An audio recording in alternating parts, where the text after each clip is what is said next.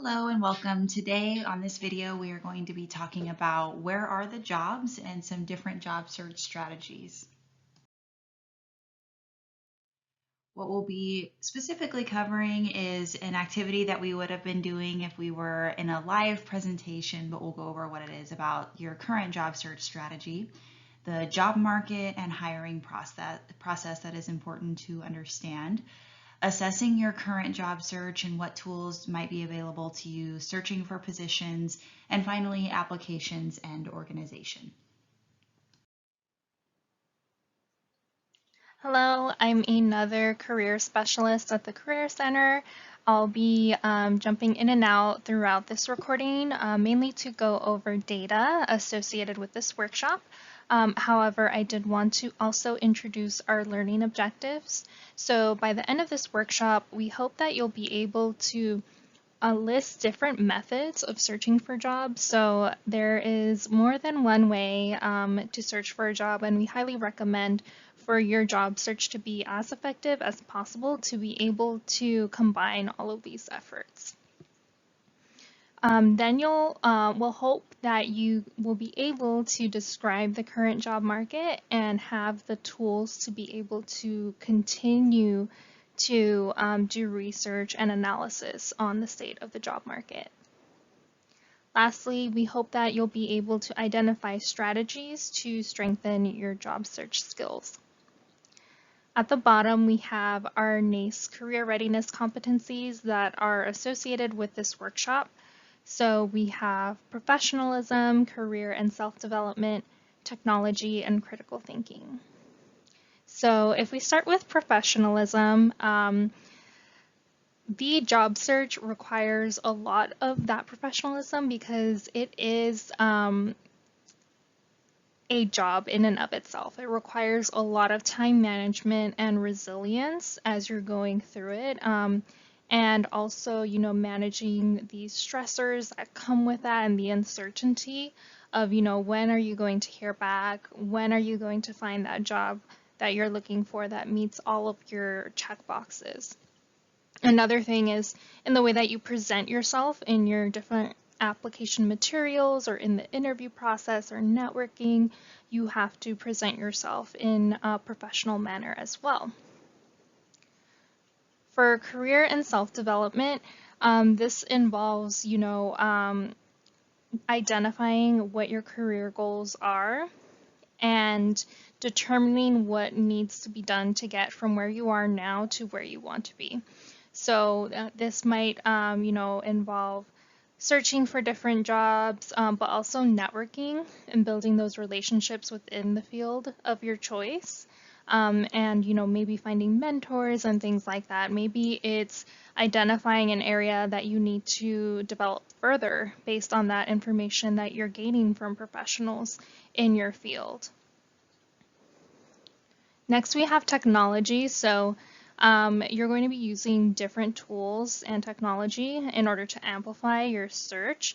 So obviously, the job search websites are some of them, and, LinkedIn as well. But don't forget, the more traditional methods of conducting your job search. So don't forget to network, utilize your existing network as it stands. So reaching out to people in your network, friends, family, because you never know who it is that these people who are already in your network know. They might be able to potentially lead you in the right direction or help you find that opportunity that you're seeking. Lastly, we have critical thinking.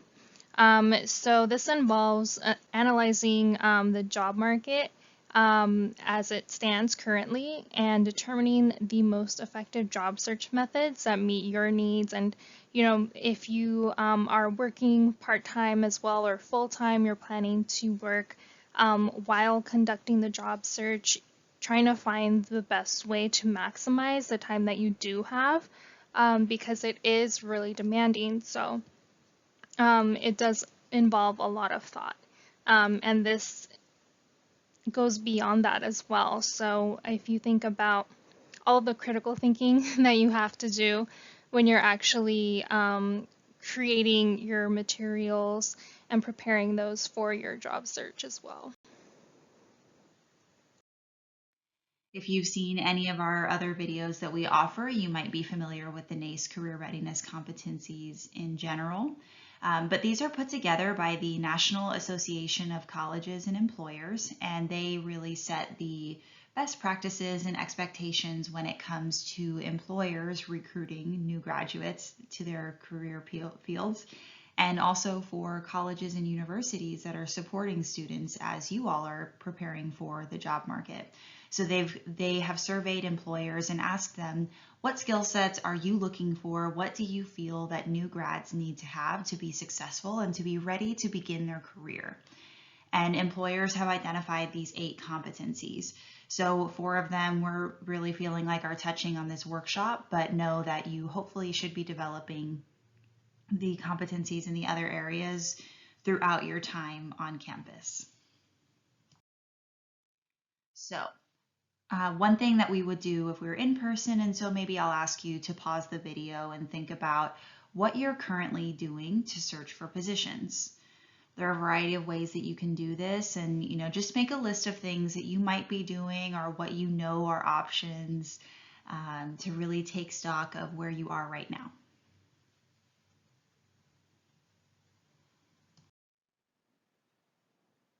So hopefully you took some time to assess your current job search strategies.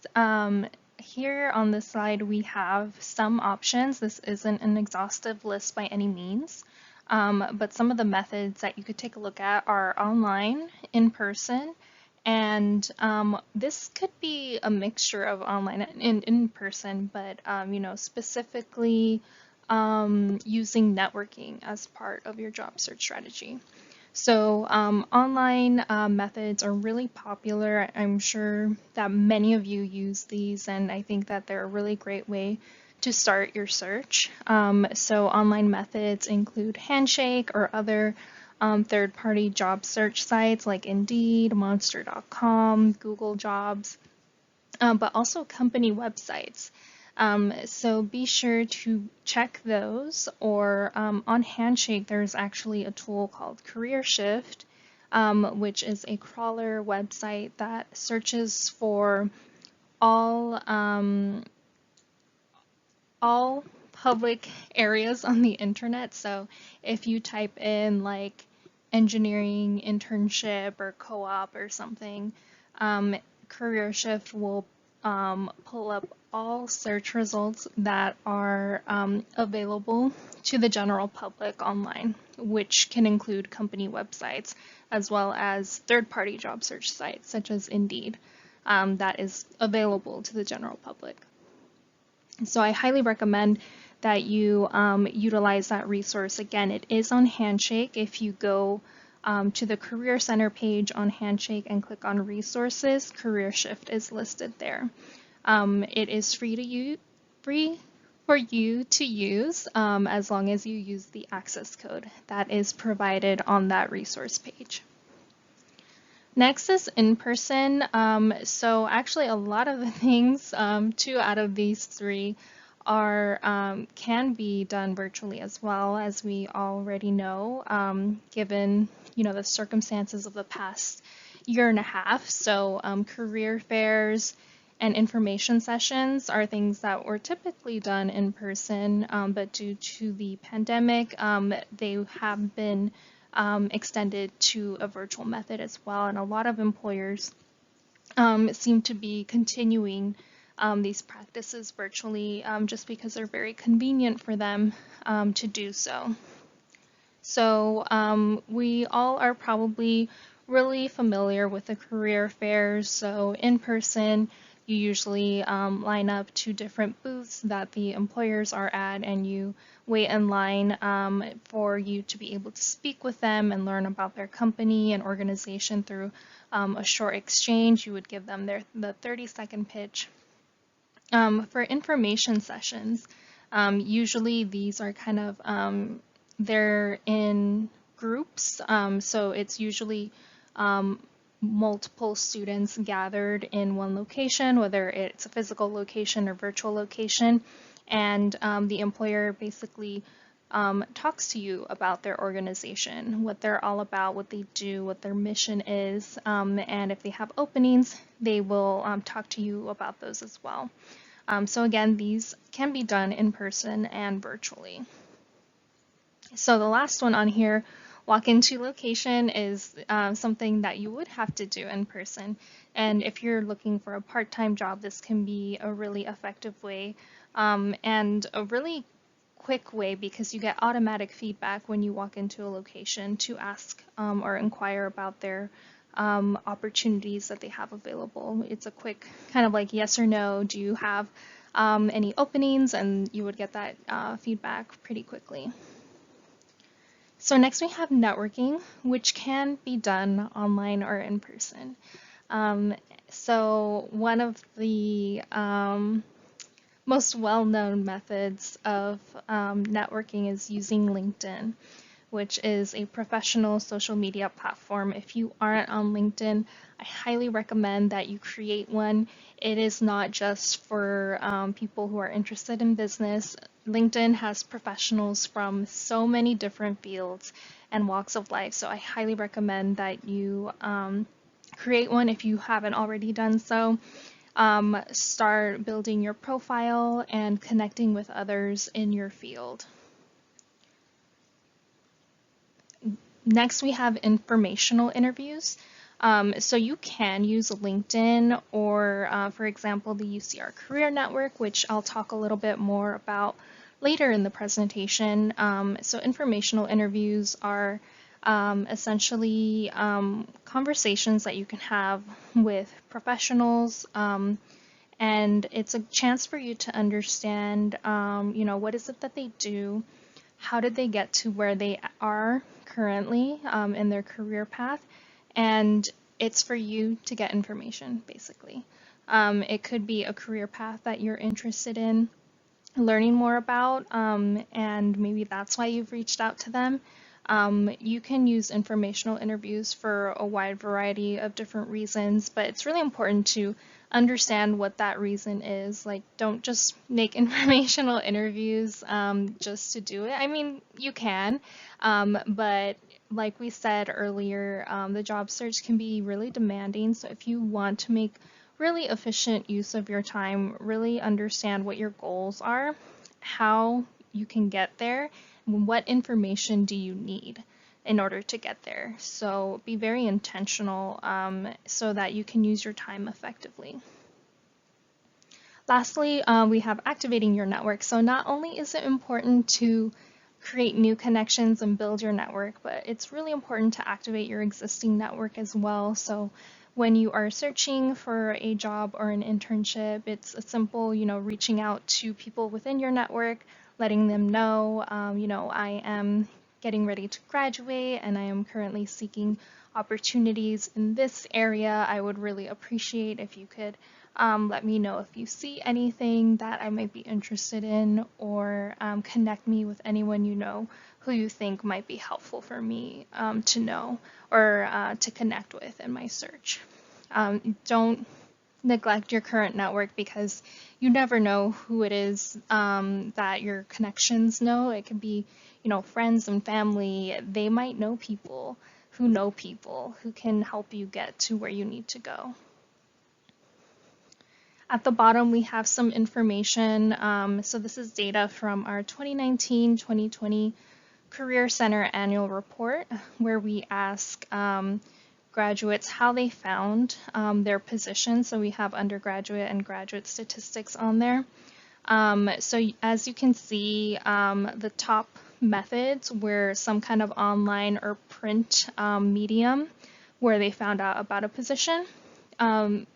And it's important to note at the bottom that respondents were able to select more than one source. So yes, those online or print mediums are really popular, but some other methods that people have used to find their position is, that direct contact with an employer, networking with professionals. They might have had an internship that was converted to a full-time job. So they had an internship already. They performed really well. The employer wanted to keep them, and that was made possible. Then we also have career fairs, advanced continued previous employment, and career center referral. So while the most, not popular, but the most frequent were those online or print mediums, as we've been saying throughout the presentation, it's really important to be able to combine these efforts and expand on them so that you can get those maximum results. So what does the current job market look like?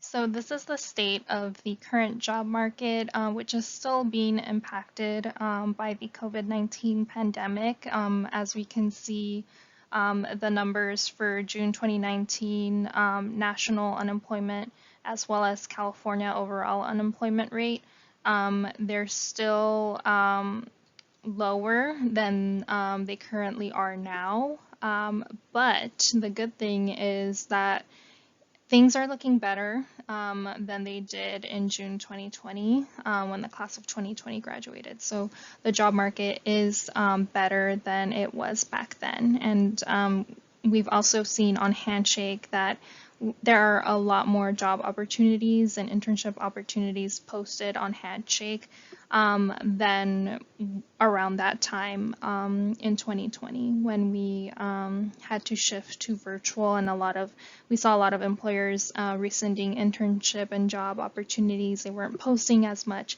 so we are seeing a reversal of that, fortunately.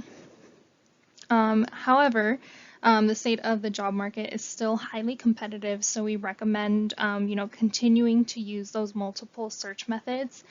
Yes, do use those online or print mediums to search because they are extremely convenient, but don't forget to do some of that, quote unquote face to face, since we're still doing some things virtually, like career fairs, we're still doing virtually for the time being.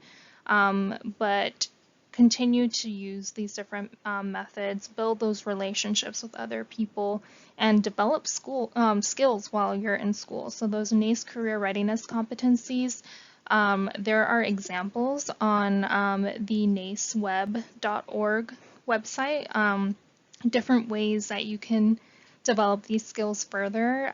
You probably have already been doing so as well. So come talk to us, make an appointment with your career specialist, and we can talk to you more about how you can communicate these things on your resume or in an interview, for example.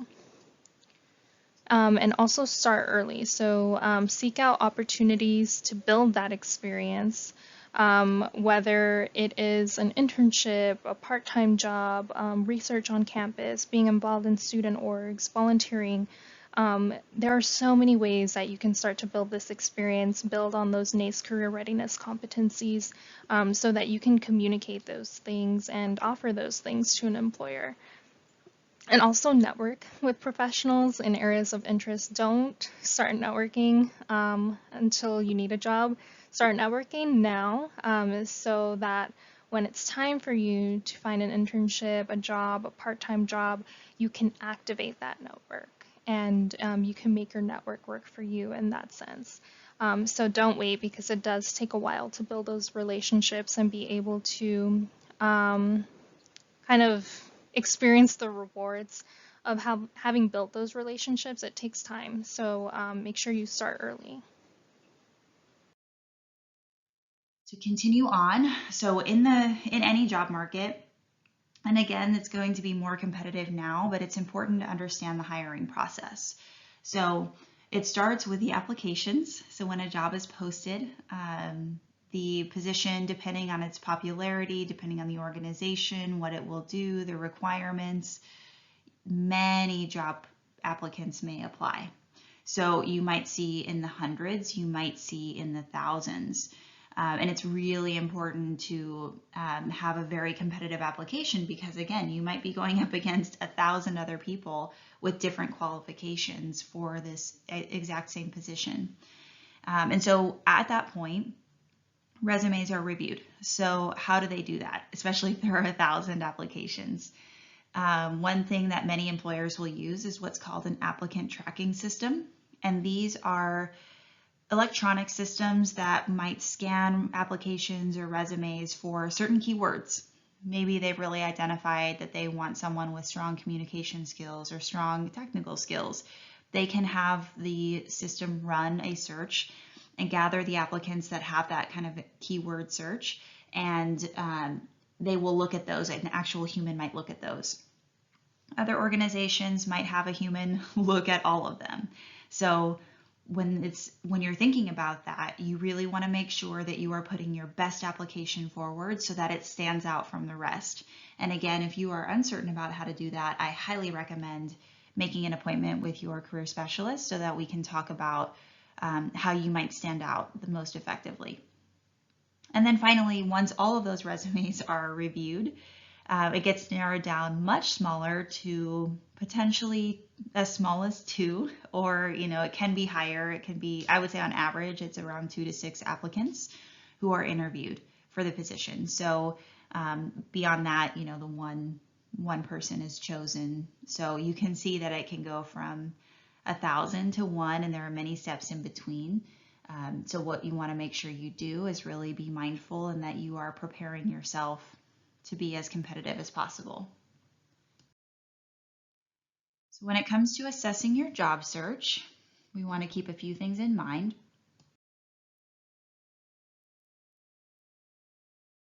So before you even begin, you want to assess yourself and you want to really understand what it is that you are looking for. So a good place to start is thinking about what we call your VIPs. So your values, your interests, personality, and skills. And ideally, a position that's going to be a really strong fit for you is going to be at the intersection of all of those things. So when we talk about values, one place to start is how do you define success? What does it mean for you as an individual to be successful? For some people, that might be related to your income level. For others, it might be related to your work-life balance, or other areas. Maybe it's you're able to support a family member if you need to. Each one of you has different priorities and different things that are really, really important to you. But you want to define what that looks like for yourself, because that's going to set some non-negotiables, some things that you are really going to say, if I don't have this thing, this job is not for me. And that's okay. Each one of us has a different set of values. We have different things that we're looking for. And that is what allows each of us to find the right position for ourselves. So really do some reflection and thinking about what you want in your professional life. Do you want to work? Maybe some people thrive in a very competitive work environment. Others prefer more of a family environment. Others may like to be more on their own and independent, and that's okay. But knowing what it is that you are looking for will help you find the right fit for yourself. The next one is interest, a little bit more straightforward. So thinking about what you like to do, what you don't like to do, how you would define like your favorite day on the job, or what would be your least favorite day of all your least favorite activities, and thinking about what does that mean for you in terms of what you might be looking for in a position. When it comes to personality, you want to think about where do you work best? So we often refer to the MBTI, or the Myers-Briggs Type Indicator. And this might mean if you prefer an environment where you are interacting with other people all day, or if you prefer to have a very structured day, or maybe you prefer to have more flexibility and unplanned time. Lots of different things to consider, but you want to be thinking about how does this workplace match what I need and what will help me thrive. So that's kind of the piece for personality. And then the final piece of VIPs is skills. So this is what we are good at doing, and we want to separate that from your interest, because sometimes we fall into the trap of saying, well, I can do this thing, but I don't like it. Or I think this would be really awesome, but I'm not good at it. You want to find those things that you both enjoy and that you are good at, or that you will commit to developing your skills in. Because again, at that intersection of all of these things is how you start to identify what positions might be a good fit for you. And it also will help you in interviews when you think about, when you ask questions, of the employer, when they're asking you why you think you'd be a good fit for the role. These types of questions are things that you might tap into when you're answering those questions, or when you start to think about the questions you will ask the employer. So now that we know our VIPs, think about what kind of opportunities might align with them. So, think about the job function, what you will be doing on the day-to-day. Are those in alignment with those interests and skills? What about the industry? Maybe you really are passionate about an issue that faces a certain demographic of people. Perhaps you want to be working in an industry, maybe you want to do accounting, for example, but you want to work in a nonprofit setting that's supporting whatever it is, that population that you're interested in supporting. That allows you to combine your interests and your values, perhaps. Maybe it's location. Maybe you want to be really close to family, or maybe you want to be far away from family, or, there's lots of things to think about, but knowing how location fits into those things. And some of you may have other areas to consider and something to think about with your VIPs. So know that for each one of us, that is individual. And that what works for me may not work for you, which may not work for your best friend, which may not work for your sibling. We all have different things that we're looking for, and that is perfectly okay. You just want to know what those things are for you so that you can make more informed and intentional decisions. And I talked about this a little bit already, but think about your priorities. So of all of these things that you've been reflecting on so far and everything that we've covered, what are the things that you absolutely must have? What would be great if you can get them, but if you can't, okay. And what are things that you're like, it would be awesome, but I know it's a far stretch to get to those things. So know what your deal breakers are, as well as areas that you can be a little bit more flexible in terms of your expectations.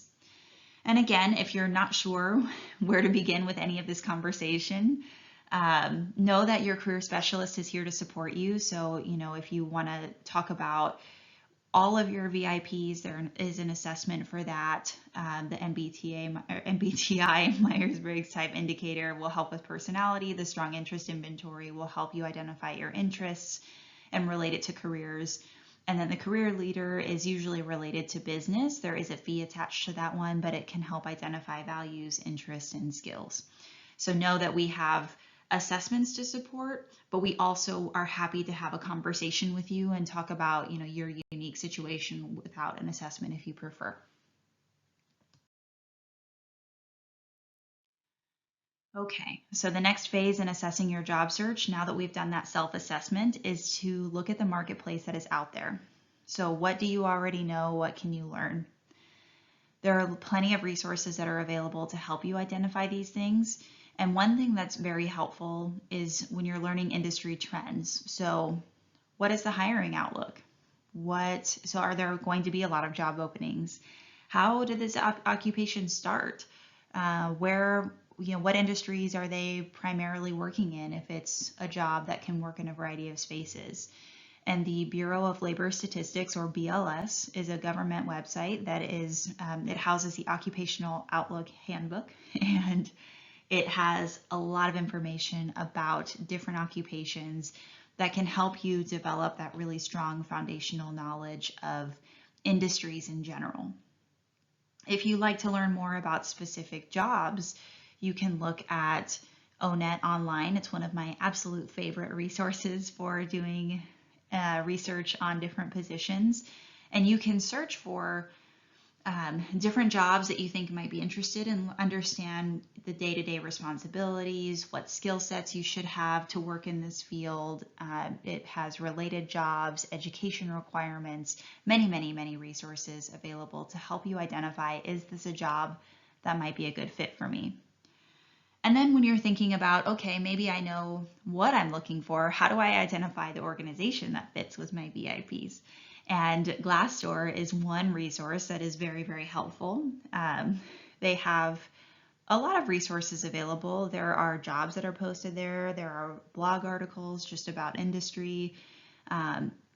There is salary information that you can see, but there are also company reviews. So employers, a lot of companies and organizations have profiles where current and past employees can review them and say they were really awesome when it came to X, or they were not the best about communication or leadership or something like that. But you can really get that perspective, and the more information that's available to you to help you make a more informed decision, the better. So these are some resources to help you narrow down those options once you've done the self-assessment. Okay, the next phase, we talked a little bit about networking already, but in a little bit more detail. Because networking is so important in your job search, there are a couple of resources that I wanted to highlight. So the first one is LinkedIn. And we talked a little bit about LinkedIn as a way to connect with others.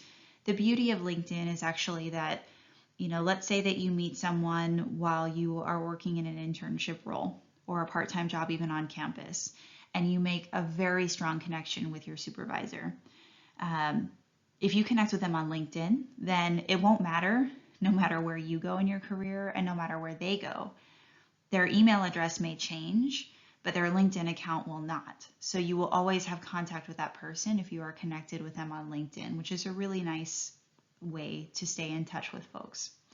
But another thing that I wanted to highlight is actually, I mentioned it on the previous slide about LinkedIn, but every school has a LinkedIn page. And this is a screenshot of UC Riverside's LinkedIn page. And you can click on the alumni section and you can see that at this time, whenever this was recorded, there were over 100,000 alumni who have 100,000 people on LinkedIn who have listed listed UCR as a school that they attended. And you can narrow down that group by location, their organization, at least where they have worked. It may not be their current employer. You can narrow down by what they studied, what they're skilled at, and other factors. So you can really start to think about, and you can also do a keyword search. So if you wanted to find someone with a very specific job title, you could do that. But what's nice is that you can then see their career path, and you can also connect with them to try to learn a little bit more about how they got to where they are, or if they have any advice for someone in your shoes. Career Shift is another fantastic resource. It is available to you in your Handshake account, and Career Shift searches every public job board that is available. So it's a very comprehensive search when it comes to the actual job search. But in the context of this slide, there is another section called Contacts. And in the Contacts section, you can search for alumni. So in this example, I've given school attended as UC Riverside, but you can also search for contacts that work at a certain organization or have a certain title or in a certain location. And sometimes it will actually have their contact information, their email address, for you to try to connect with that individual and perhaps have an informational interview or talk about, whatever they may be recruiting for.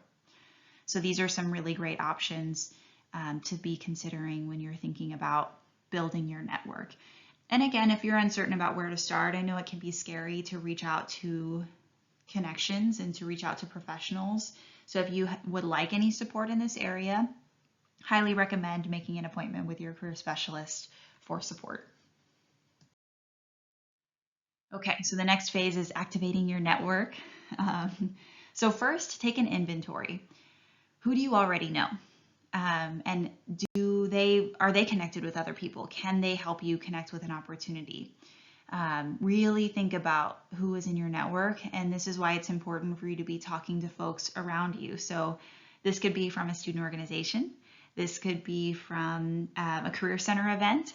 This could be alumni that we've talked about, but just think about who you already know and who you would like to know, and how do we get from where we are now to where we want to go. And reach out to people to ask for support. Now, when you're asking for help, it's very important to reach out with a very specific ask, especially if it's to a stranger. So, don't necessarily say, "Dear so-and-so, I would like some help when it comes to job searching." You might say, "Hi, I saw that you work at X organization. I've been really passionate about them, for a very long time. I love this about them, and I would love to connect with them. I'd love to work for them one day. I'm wondering if you have any advice for me as a job seeker." in this kind of role. And be specific about what it is that you're asking for, because if you're very specific, it will help them to know if they are able to answer your questions or if they'd be the best fit for you. When it comes to expanding your network, maybe you're talking to someone and you say, hey, do you know anybody who works in this area? Or, would you be able to introduce me to someone who does this? That's what asking for referrals is. Or if they know about any job opportunities, asking them to refer you if you have a good relationship with them. You can also conduct informational interviews, which we've talked about. Attending networking events, so those exist on campus. Student organizations host networking events. The Career Center hosts networking events. But even off campus, there are opportunities. There are professional organizations that host conferences and host, and professional associations is the next statement, but there are a lot of events that take place both on campus and off that are phenomenal opportunities for you to connect with professionals in your field. Professional associations are usually folks that work in a certain industry or in a certain type of position, and they get together, they share best practices, they share research that's impacting their work, common trends that they're seeing, they ask questions. If it's a LinkedIn group or something like that, they may have conferences as well. So they are all about this particular, again, industry or job function. So this might be like marketing, for example, or it could be nonprofit management or finance, so there's many different options that might exist. But that's a really good opportunity to expand your network with folks that you may not be thinking about or may not have other ways of connecting with.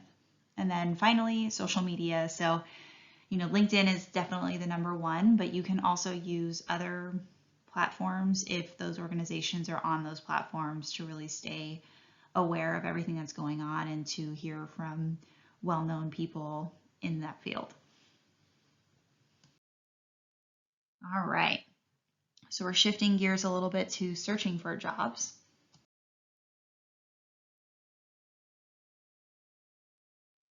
And there are plenty of ways to search. So we've talked about some of these already, but when it comes to databases, highly recommend Handshake and CareerShift. So again, Handshake, employers have to request access to UCR and they have to post opportunities. Many employers have hired UCR students in the past, so they have a relationship with us, and they might be, some of them are even Highlander alums themselves. So that's a really fantastic resource when you're looking for your next opportunity. CareerShift is another great resource that is available to you, again, within your Handshake account. And it searches public job boards, so think organizational websites like Indeed and Monster, anything that does not require a password to get to. So it's very comprehensive, which is its benefit. However, it's also, there may not be a connection there with UC Riverside, so it may not have that added advantage that Handshake has. So definitely take advantage of both. Direct application, so you can of course look at company websites. If you know you want to work for a specific organization, then stay on their website, get in contact with human resources, but really be mindful of that. We've talked about networking in your classes, in your student organizations, in your job, whether it's a part-time job on campus or off campus, if it's an internship.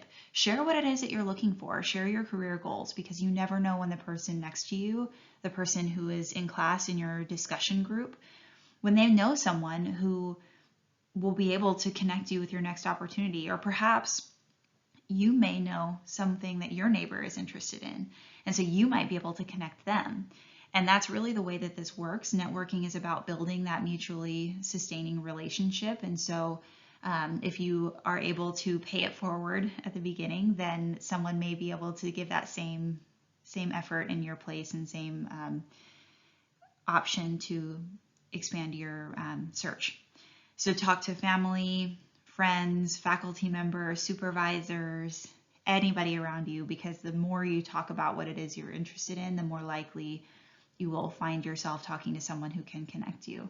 We've talked about LinkedIn, we've talked about social media, so of course keeping those in mind as ways of long-term connections and really keeping track of folks.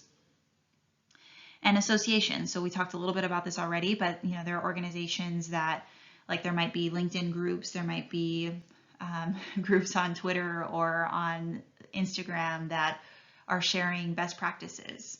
Some organizations have a newsletter that they send out to members, and it may have job opportunities for you to keep in mind. So always be looking for those opportunities as well. There might be internship portals or career portals where they might post them ahead of a conference, or they might have opportunities at the conference. So both of those are really good ways to really highlight and be specific when you know what it is you're looking for and you're very particular in what it is that you would like to search for. So when it comes to Handshake, there's a couple things I wanted to highlight. So if you already know what you're looking for, you can use the keyword search. So you can actually type in the words you're looking for, which is a really nice feature. But not all of us know exactly what it is that we are looking for. So if you aren't sure, but you know generally, you might consider filtering, so this is in the filter section, and these are two filters that when I've worked with students in the past, many of them are not familiar with these, but I find them to be incredibly helpful. So you can filter by industry, and you can see some examples here on the left-hand side in the blue box, but this is what the organization does. So for example, UC Riverside would be in higher education. However, your job function is more reflective of what you will actually be doing. And so at UC Riverside, we hire professors, of course, which might be in teaching or education. We hire financial aid people who might be more in administrative responsibilities. We hire human resources professionals, which is its own area. We also hire engineers. So you can see, but all of us work for the same industry, which is higher education. So some of us know we want to work in a certain type of work environment, so we know the industry, but we may be open to what we are actually doing. And others of us might know what we want to be doing, but we are open to the type of organization that we work for. So those filters can be super handy because you don't have to have a keyword search. You can just start to filter and browse that way. Again, I've talked about why Handshake, and this is really just a reflection of that. So they really have that relationship with UCR to some extent, and they have a little bit more of a vested interest in hiring UCR students. You can also search for on-campus interviews. So in the yellow box, when you're on that job search page, there's a top section that's called on-campus interviews. And these are employers who might be attending a job fair. They might simply know that they want to recruit from UCR. And so they have a day set aside where they'll be interviewing students specifically from UCR. So those employers definitely have a strong relationship with us, and partnering with them will really help you to stand out, and it will give you a huge advantage because, again, they already have that relationship with UCR. Another strategy that you can use to search for jobs, internships, or other opportunities is through our career fairs. So here we have our career fairs that we traditionally offer during our fall quarter. We do have fairs throughout the year, but we usually host different ones each quarter. So for fall quarter, this is usually the career fairs or boutique style events, which means we invite employers from specific industries to these events. And then we also have a graduate professional and law school information day fair as well. We won't talk too much about that one since it's not, the goal isn't necessarily to find a job, at least in the short term when attending those fairs. But with the different events, so we usually host ones for where the target are different colleges. So obviously for Business and Diversity Expo, it might be more relevant to individuals from the School of Business, though we have diverse employers who will be in attendance. Then we have the STEM Career and Internship Fair. I really do want to emphasize the Career and Internship Fair component. So not only can you find jobs there, but you can also potentially find internships too. And this fair is particularly relevant for students within CNAS and BCOE. Lastly, if you're interested in a career in public service or a career where you can make an impact on the community, on individuals, then I recommend that you attend our public service and social impact job fair. I also want to come back to our Business and Diversity Expo. So we host a few expos throughout the year, and an expo event is usually different from a career or job fair. The expos usually have a professional development component integrated into it as well. So there might be workshops. So it might be, part conference, part career fair, more so than just the fair itself. In the winter quarter, we have traditionally our engineering and technology career fair, which has been converted into an expo. So not only is this a place where employers who hire engineers and are in the field of technology, they also promote professional development throughout this event. So usually the professional development component, it's very similar to a conference. There are multiple workshops that you can attend. And then at the end of the event, then that is when the career fair takes place, where employers are there to meet with you, to talk to you about their organizations, and also to tell you more about their internship and full-time job opportunities. The other fair that we have traditionally in the winter is the teacher job fair. So this is where numerous school districts from all over the country attend in order to recruit individuals who are completing the teacher credential program for their openings. In the spring, the two job fairs that we plan to host are the Spring Job Fair Career Night. This one, as the name implies, occurs later in the day. So if you work full time or you have a family, this one might be better for your schedule to attend. This one, unlike the others that we spoke about, aren't geared necessarily to a specific industry. So and also with the Inland Empire Job Fair as well, we have employers from different fields and industries in attendance who are still looking to fill their internship opportunities either for summer or fall, and also full-time opportunities as well. Before I talk about the Health Professions School Information Day, I wanted to go to the Inland Empire Job Fair since it's another job fair, and this one is our last scheduled fair for the year. With this one, the focus is on local employers. So if you are interested in staying in the Inland Empire or close to it, this would be a great fair to attend, and it's a great way to get to know organizations that maybe you haven't heard of and who are looking to fill opportunities. And in addition to these, usually somewhere in the middle of the quarter, we have the Health Professions School Information Day. If you are interested in the health professions, this is a great opportunity for you to get to know the representatives from different programs across various health professions to learn more information about their program before you start applying.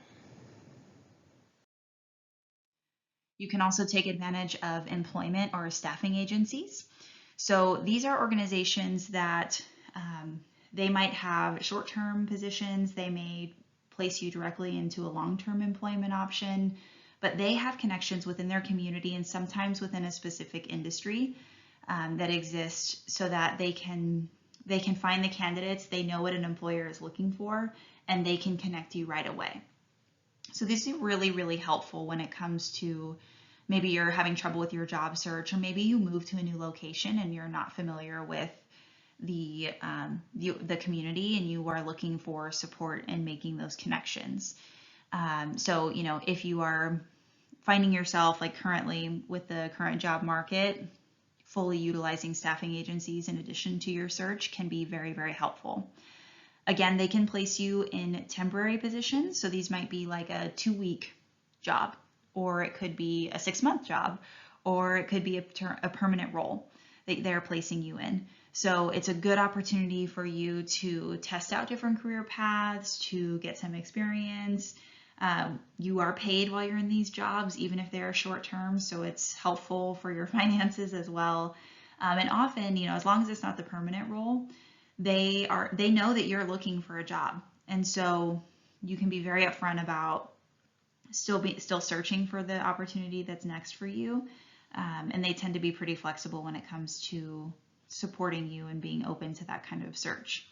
Now, if they do ask you to pay a fee, I would not recommend that service. Usually staffing agencies will charge the employer for sourcing them. So be mindful if they ask you for a fee, they may not be the best organization to support. And on the right-hand side, you'll see some local agencies in the Riverside area, but you can always do a Google search if you are not in Riverside to search for similar types of organizations in your community. One thing to keep in mind while you are searching for jobs is that there are some jobs that are fraudulent.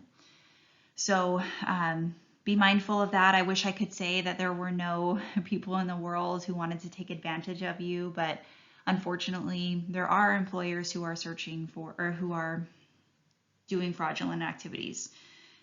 So generally, the most common type I would see is employers who might email to your student account directly, and they say they might be traveling or for whatever reason they need to hire an assistant to purchase items for them or support them while they're out of town. And then they will send you a check and ask you to cash that check, and then to make purchases, and you keep some of that check for your own personal funds. These are typically a fraudulent opportunity. And so if you're uncertain about something, if it feels too good to be true, it's very, very simple. You didn't have to meet them. You didn't have to interview. They don't really want to meet face to face. Might be some red flags. So if you're uncertain, please don't hesitate to reach out to the Career Center. We can help you determine if that employer is something you would like to move forward with or not. Okay, so nearing the end here, the applications and organization.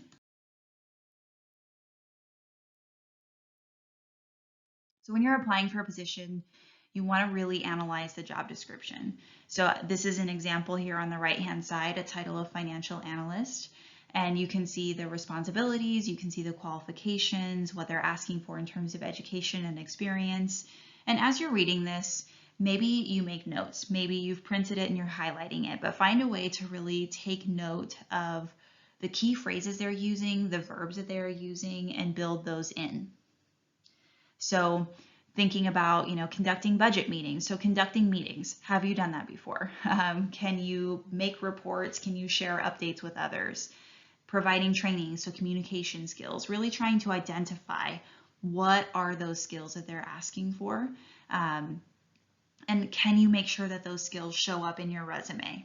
Because again, remember that sometimes there are 1,000 applications, and if they're using a computer system to track your application, they might be looking for some of these keywords.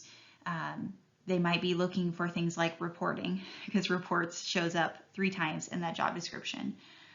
They might be looking for Microsoft Excel. So really making sure, are these job postings, like is your resume, is your cover letter reflecting the keywords that are showing up in this job description to really highlight how your skills and experience translate to the position. So those are the big things. And again, if you have trouble with this, that is what we are here to help you with. So please make an appointment with your career specialist for support and trying to really tailor your application to the job description. I will say, when it comes to applications, a lot of students feel like they cannot apply for a position unless they meet all the qualifications. And, that will stop a lot of people, again, from applying for a position. But most employers, they know they're not going to get someone who has everything. They might have, just like you have your priorities and your deal breakers for what you are looking for in your next job or internship, employers have those same things too. They have the things that they really want you to have. And then they have the things that are like, okay, if you have it, awesome, but it's fine. We can teach you if you don't have it. So if you have half of the qualifications, apply, because you never know the strength of the applicant pool, and that can really help you to like, you never know if the applicant pool is very strong or if you are bringing something unique that they are looking for that might help even if you don't meet all the qualifications. Okay. Now, staying organized, everybody has a different method here. So find the way that makes the most sense. This is a sample job search log, and it has just some of the basic things. So when did you apply? What was the title of the job? What was the organization? Do you have contact information for them so that you can follow up? Have you followed up? Has it been a week or so? Did you get an interview? If so, what was the date? Have you sent a thank you note after your interview? Do you know the next step? So these are the things that can help you kind of keep track, because sometimes you might be applying to 10 jobs a week or 3 jobs a week, whatever it might be, whatever's reasonable to you. And you might get a call for an interview and you're like, I forgot which one that was. And so if you go back to your log or you go back to your applications, however you're organizing it, you will remember, oh, I applied for this one and this was the position. So let me review and make sure I'm prepared for that interview. When it comes to following up, we get a lot of questions about this. I would say on average, follow up 1 to 2 weeks after the deadline for a position, verify that they got it, that you reiterate your interest in the position, but just follow up to see if there have been any updates. You might do this over an email if you have that information. If you have a phone call or a specific person, you can always try calling as well. Things that are important to include are what was the position you applied for, when did you apply, your own contact information, and then you can also attach a copy of the resume that you submitted as part of your application, just to bring it to the top of the pile. The great thing about following up is that not everyone does. And so sometimes an employer is really looking for someone who takes initiative or someone who's very, very passionate about this work. And so if 1,000 people apply and only 10 follow up, there's a good chance that those 10 are going to get considered before the other 1,000, so be mindful that that can really have an impact. Now, if an employer says to not follow up with them, do not follow up with them, because personally, whenever I have been reviewing applications and an applicant doesn't follow the instructions, if you're doing that before you're an employee, you probably won't be the best at following instructions when you are an employee. So I would say that if they say not to do it, don't do it. Okay, so as we close this workshop today, I would want to challenge you all to think about how you might move forward. So this slide looks familiar. It's exactly what we looked at the very beginning. But, when you think about what strategies you were already using, hopefully you've identified some more ways of searching after this video.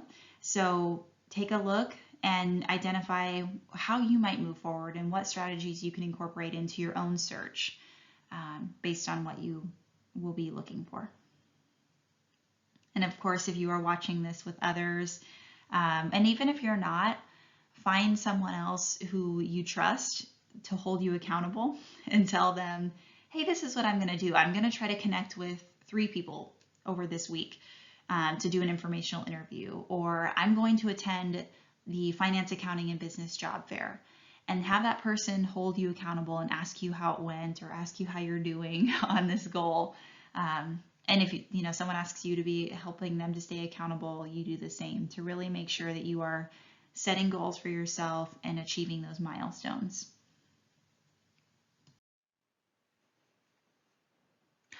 Lastly, I wanted to talk to you about the UCR Career Network, which is an online community for networking, mentoring, and job opportunities for alumni and students. It functions very similarly to LinkedIn.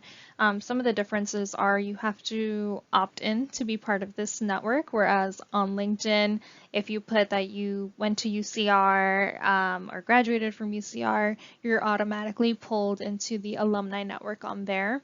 So the people who are here because they want to connect with other people, whether it's alum or current students.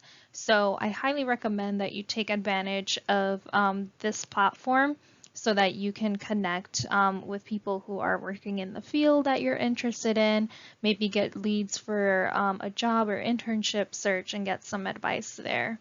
Another unique feature to the UCR Career Network is that you don't have to take it off of the Career Network in order to connect with other people. There is video conferencing call capabilities built into the platform. If you're interested in being part of the UCR Career Network, you can register at careernetwork.ucr.edu. Okay. And if you have any questions, I'm going to go to the next slide.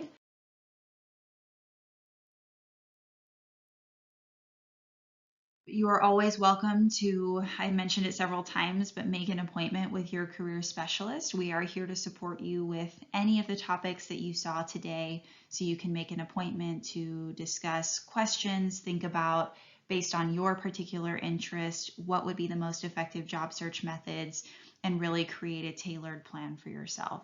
So you can make appointments through your Handshake account, and we look forward to supporting you.